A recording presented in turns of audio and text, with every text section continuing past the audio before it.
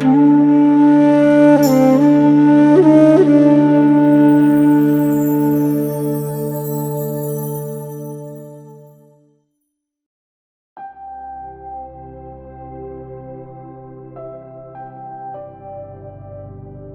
काली जय महादेव।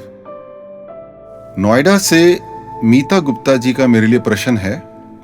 मेरे मन में बचपन से ही भगवान के लिए बहुत श्रद्धा और भक्ति है, लेकिन फिर भी मेरे जीवन में बहुत परेशानियां हैं। गुरुजी ऐसा क्यों है? कितना सुंदर प्रश्न है।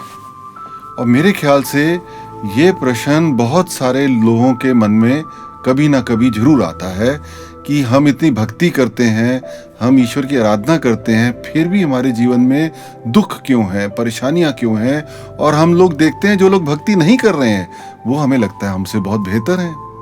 तो इसका क्या कारण हो सकता है? तो जो भक्ति है उसका मतलब है कि हमको सेवा करना है उनकी जो हमारे आराध्य हैं, जिनके प्रति हमारे को प्यार है, जो ईश्वर है।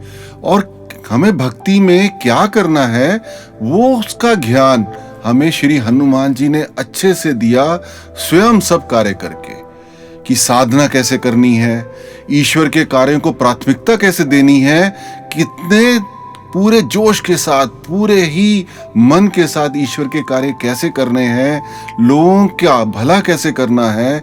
ये सब ज्ञान हमें श्री हनुमान जी ने अच्छे से समझाया खुद करके।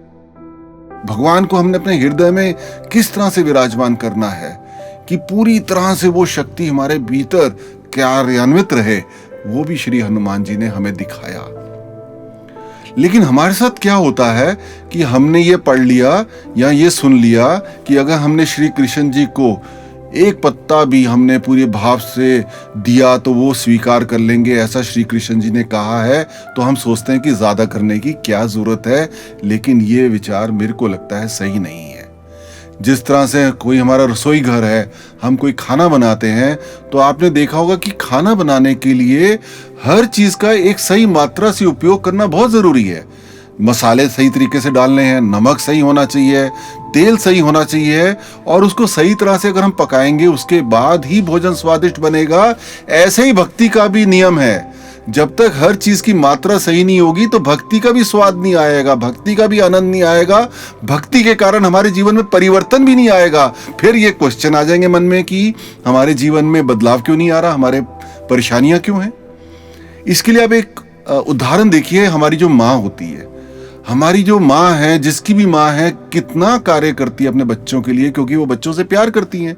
सुबह से उठ के शाम तक बच्चों के काम में लगी रहती हैं, बच्चों के लिए अच्छा अच्छा खाना बनाती हैं, उनकी मनपसंद की चीज़ बनाती हैं।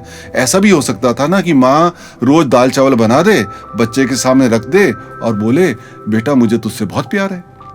कोई ज़्यादा मेहनत करने की वो कोशिश ही नहीं करती। लेकिन वो ऐसा नहीं करती, वो अपने प्यार का जो इजहार है वो मेहनत से बच्चे के लिए उसकी पसंद की चीज बना के करती है।